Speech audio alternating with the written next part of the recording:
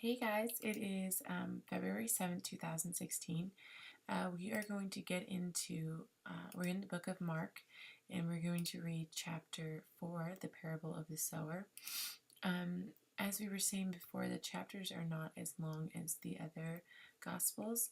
Some of them are, but there isn't as many chapters as well, or either. All right, so Mark chapter 4. Says, Again, Jesus began to teach by the lake. The crowd that gathered around him was so large that he got into a boat and sat in and out on the lake while all the people were along the shore at the water's edge. He taught them many things by parables, and in his teaching said, Listen, a farmer went out to sow his seed, and he was scattering the seed. Some fell on the path, and the birds came and ate it up. Some fell on the rocky places where it did not have much soil.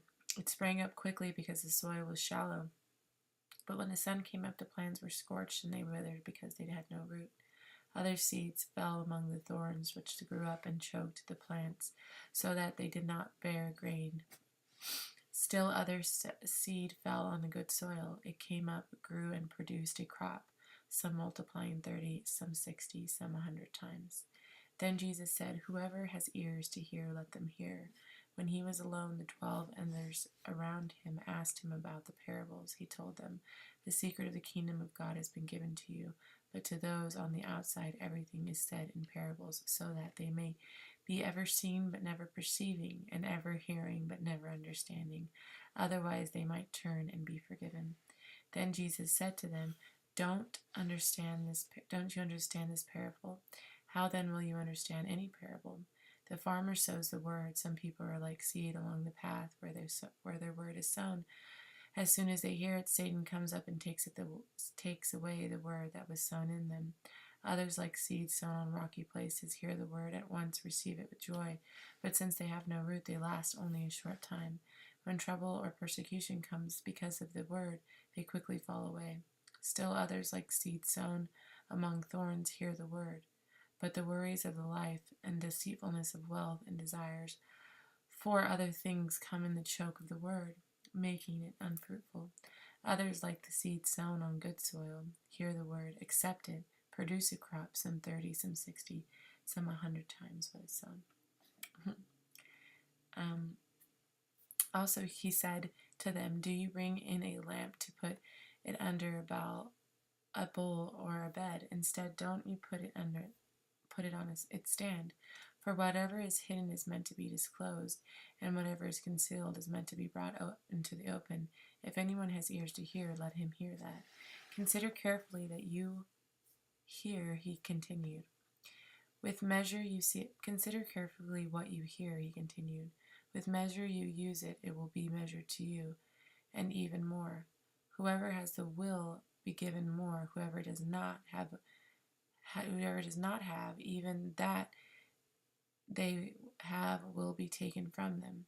He also said, This is what the kingdom of God is like. A man scatters seeds on the ground night and day, whether he sleeps or gets up, and the seed sprouts and grows through he does not know how. All by itself the soil produces grain, first the stalk, then the head, then the full kernel in the head. And soon the grain is ripe. He puts the sickle to it because the harvest has come. Again he said, What shall we say the kingdom of God is like? Or what parable shall we use to describe it? It is like a mustard seed, which is the smallest of all the seeds on earth. Yet when planted, it grows and becomes the largest of the garden plants, with such big branches that the birds can perch in its shade. With many similar parables, Jesus spoke the word to them as much as they could understand. He did not say anything to them without using a parable. But when he was alone with his disciples, he explained everything.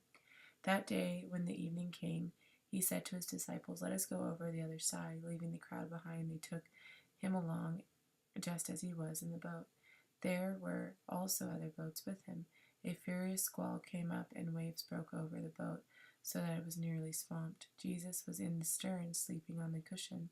The disciples woke him up and said to him, Teacher, don't you care if we drown? He got up, rebuked the wind, and said to the waves, "Quiet, be still." Then the wind died down and completely calm. He said to his disciples, "Why are you so afraid? Do you still have no faith?" They were terrified and asked each other, "Who is this, even if the wind and the waves obey him?" How cool is that? Can you imagine being on that boat and you're just like in this huge storm and you're all freaked out, right? And you're like, hello, we need a little help here. And Jesus gets up and rebukes, he says, rebukes the wind and the waves. And all of a sudden it's calm. I think we can think about a time, perhaps, when you're all worried and we're all scared and you call on God, right? I mean, truly, truly call on God. And then, bam, like he did in this storm, makes everything calm. So calm you can hear the crickets. So, that's why he talks a lot about faith, you know. So, I cannot wait to meet these disciples and just see I'm sure he's gonna have some way to go move in and in throughout time, you know. And so he's like, okay, cool, you want to see what happened at that time? Bam, pushes a little button, maybe not even a button, and then just catapults you or transfers you, transcends you into this other time zone, and you can see it firsthand what happened. That'd be so cool. I mean, I'm sure if I thought of it, he's already thought of these ideas. Okay, so devotions. Here we go. Mining for diamonds. Choose joy like a mining for a diamond. No matter how dark it is, you can find precious jewels if only you'll dig a little.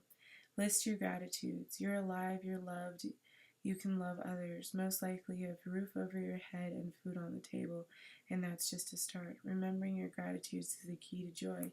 See the light right in front of you? There's rarely a moment where you can't find some glimpse of light wherever you are.